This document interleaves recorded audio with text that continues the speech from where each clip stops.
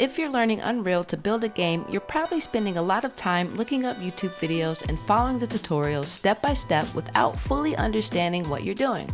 And that's fine. It's the best way to jump right in, and that's exactly what I did. After spending an average of 10 hours a day for 90 days building game mechanics, I stumbled my way from beginner to intermediate. So now what I want to do is save you time and give you advice that is rarely mentioned in other YouTube videos to help you confidently walk across that intermediate threshold. This is one of the biggest problems with Unreal tutorials. Sure, the tutorial you followed works, but does it work with everything in your game? Combining a lot of videos from different people isn't necessarily bad, but it will have you wondering, how does all of this work together? My advice, find one YouTuber you like, can understand, and who offers complete tutorials. Some of my favorites are Ali El-Zahari, The Game Dev Cave, and Gorka Games. Sometimes it's necessary to use different videos to do things. If you do, make sure you first learn how it works with your save system. What you're learning won't make a difference if you don't know how to save what you've implemented, like quests, collectibles, XP, etc. Don't have a save system? I suggest getting one set up and really taking time to understand how it works and how things are saved before getting too deep into other tutorials. And no, I don't mean those kinds of race wars. I mean race conditions. You might be tempted to use delay nodes or run everything on begin play. This can help with one or two things for testing, but you might reach a point later down the road where things aren't firing off when they're supposed to. This can cause a lot of errors to display in your message log.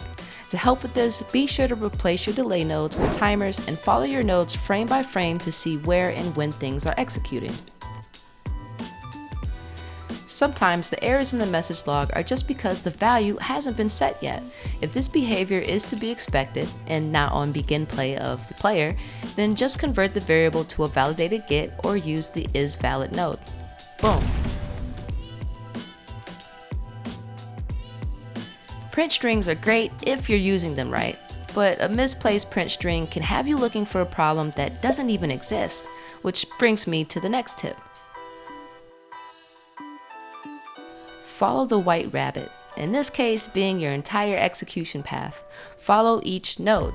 More times than not, you'll find you have a disconnected execution pin, your true and false on a branch are switched around, or you just have an empty value. This is where validation nodes, print strings, and breakpoints come in handy.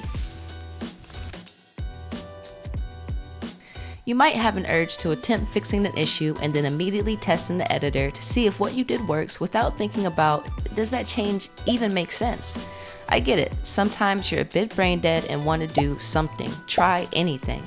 Just look at the nodes you're testing, go through each node one by one in order of execution, and talk it out as you go. This will help you find the problem more quickly than those mindless attempts. Learning Unreal is so much fun and can be equally frustrating. Making sure you set a time limit when trying to fix an error can save you a lot of headaches. If you're not making progress within an amount of hours, change task or take a break and come back to it tomorrow.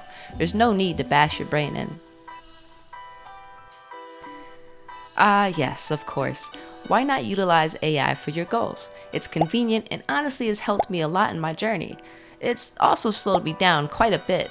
While LMs can be efficient for a lot of things, sometimes it can set you back a full day because it didn't have enough context.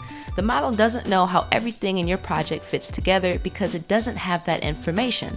I can't tell you how many arguments I've gotten into with an LM, so just make sure you have a general understanding of your issue and don't always take what the LM says for face value.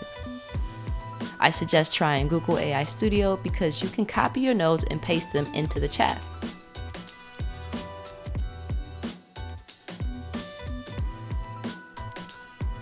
Yes, take time to plan out the necessities for your game, but don't overthink it. Just start building systems and doing fun things that can add on to your knowledge of how everything works in Unreal. There is so much to learn and more things are added to the engine with every update, which brings me to my bonus tip. Unreal doesn't quite update their documentation with actual tutorials when new features or fixes are implemented, and not a lot of YouTubers touch on specific systems with each version. So stick to one version through the entirety of your game and use versions that have plenty of tutorials online. There you have it. I hope this helps you out, and if this is your 12th video, then I suggest getting off and starting on that fun new project.